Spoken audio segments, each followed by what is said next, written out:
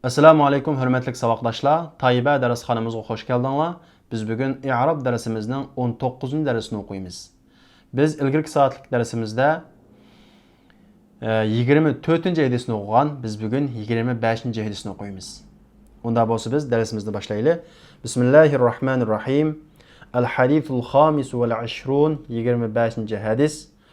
An Abi Zerr radiyallahu anhu aydan أن ناسا من أصحاب رسول الله صلى الله عليه وسلم قالوا للنبي صلى الله عليه وسلم يا رسول الله ذهب أهل الدثور بالأجور يصلون كما نصلي ويصومون كما نصوم ويتصدقون بفضول أموالهم قال أوليس قد جعل الله لكم ما تصدقون إن بكل تسبيحة صدقة وكل تكبيرة صدقة وكل تحميدة صدقة وكل تهليلة صدقة وأمر بالمعروف صدقة ونهي عن المنكر صدقة وفي بضع أحدكم صدقة قالوا يا رسول الله أيأتي أحدنا شهوته ويكون له فيها أجر قال أرأيتم لو وضعها في حرام أكان عليه وزر فكذلك إذا وضعها في الحلال كان له أجر.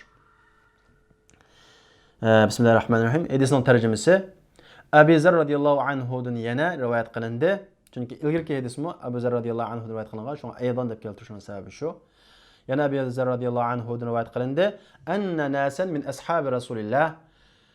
Bir kişiler Resulullah'ın sahabeleriden dedi ular Peygamber aleyhisselam'a. Bu bir kişiler kim? Muhacirlardan, kembag'al muhacirlardan bir kişiler Resulullah'a dedi. Ya Resulallah, ey Resulullah, zehebe ehlud duthur bil ucur. Mal dünya ehli savaplarını ep ketdi. Dəthir duthurunki duthur dəthirinin nimasi köplüki. Dəthir degan gap mal dünya degan gap, ha? Yani köp pulu var, mili var adamlar savaplarını ecrini birini ep ketdi. Yusalluna kema nusalli. Biz namaz o'qigan o'xshash ular namoz o'qiydi. Va yusumuna kema nasum. Biz ro'za tutganga o'xshash ro'za tutadi. Va yatasaddaquna bi fuduli amwalihim. Va mal dunyolarining ortiqi bilan sadiq qiladi. Namoz o'qishda, ro'za tutishda bizga o'xshash, ammo bizda pul yo'q, unda pul bor, ortiq pulini qanday qildi? Sadiq qiladi. Uni savobni hammaga erishib ketdi. Savobni ep ketdi. Dedi Rasululloh, "Avalaysa qad ja'alallohu lakum ma tasaddaqun?" Qimidimi avalaysa qad ja'alalloh. Qimidimi Alloh taolo sizlar uchun sadiq qilgan narsani qimidimi Alloh taolo? Inna bi kulli tasbihatin sadaqa. Har bir tasbih sadaqa. Yani subhanallah deyish sadaqa. Va kulli takbiratin sadaqa. Har bir takbir sadaqa. Allahu akbar deyish sadaqa. Va kulli tahmidatin sadaqa. Har bir hamd aytish sadaqa. Alhamdulillah deyish sadaqa. Va kullu tahlilatin sadaqa. Har bir tahlil aytish sadaqa. La ilahe illallah deyish sadaqa. Va amrun bil ma'ruf sadaqa. Yaxshilikqa buyurish bir sadaqa. Va nahyun an munkar sadaqa. Yomonlikdan to'sish bir sadaqa. Va fi bud'i ahadikum sadaqa. Va sizlarninki biringlarninki jimasidimi sadaqa ba. Jimasidimi sadaqa ba. Qalu dedi ular, ya Rasulullah, ayati ahaduna shahvatahu va yakunu lahu fiha ajr. Ya Rasulullah, bizning birasimiz shahvatiga kelsa, uning uchun o shahvatidami ajr bormi? Ajr bo'lamdi? Dedi Rasulullah. Ara'aytum law wada'aha fi haram akan alayhi waz.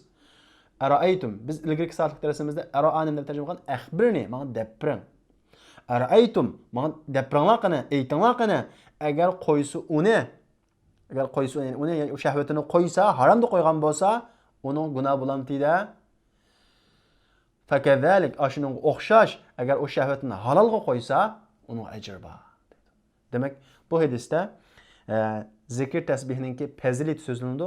Yana bir tarafdan mubah ishlarni niyatlar bilan nimaga o'zgaradi? Savoblik ishga o'zgaradi. Demak, odatlarni niyat bilan nimaga o'zgaradi? Ibodatga o'zgaradi. Vizrun degan nima? Gunoh degan ma'noda. Bi fuduli amwalihim deganimiz o'zining hojatidan oshgan ortiq degan ma'noda. Bud'i degan jima degan ma'noda, jima. Hadisning mazmuni shu. Unda bo'lsa biz hadisningki tarkib qo'ydigan mazmuniga kelamiz. Ayati ahaduna shahvatahu va yakunu lahu fiha ajr. Biz mush tarkibga yarab qo'yamiz. Ayatidagi animo istifhamning hamzasi, ya'ti fi'l mudari' pesh qildigan fi'l mudari'. Chunki oldida ya sakin qildigan ya zabar qildigan nima yo'q? Vasita yo'q. Unda o'zi pesh qiladi. Qani peshning alomati ya'ti. Bu naqis fil bo'lg'achqa peshning alomati qanday qilinadi? Taqdir qilinadi. Muqaddar deymiz. Ahadunadagi ahad ya'tining nimasi? Fa'ili. Shuning uchun nima qildi? Pesh qildi. Shundaqla ahad mudof, nacho mudofun ilayh. Na mabni damir bo'lg'achqa zirlikning o'rinda deymiz. Muzofun ilayh. Shahvatahu. Shahva maf'ulun bih. Ya'ti degan fi'lning nimasi? Maf'ulun bihsi. Shuning uchun nima qildi? Zivar o'qildi. Shundaqla u muzaf, hu degan damir shu mudofun ilayh, mabni zirlik o'rinda deb qaraymiz. Va yakundiki vo harfi atfi yakunu fi'l mudari', ya'ni naqis fe'l, peshning alomati oshkora pesh. Yakunu. Lahu lam harfi jar, hu zir qo'lgan damir. Shundaqla lahu yakunu degan bu naqis fe'lning konidan chiqqan fe'l bu. Ismi ketadi, xabar ketadi. Yakunu nimasi bo'ldi? İlgir kelgan xabar bo'ldi. Fiha bu jar majrur. Fi harfi jar, ha majrur. Yakun qadar ajrun bu yakunning ismisi. Yakunning nimasi? Ismisi. Keyin kelgan ismisi. Kanining ismisini nima qiladi? Pesh qiladi. Shuni nima qildi? Ajrun deb pesh qildi. Peshning alomati oshkora deymiz. Bu hadisimizning tarkib qo'yilgan yerimiz mushu. Qolgan qiyin sizlarga topshiriq bergudek qurilma topolmadim. Shuning uchun buningda sizlarga topshiriq berilmadi. Unda bo'lsa vaqtdoshlar bugungi darsimiz mushu yerda oxirlashdi. Kelarki soatlik darsimizga ko'rishaylik. Assalomu alaykum.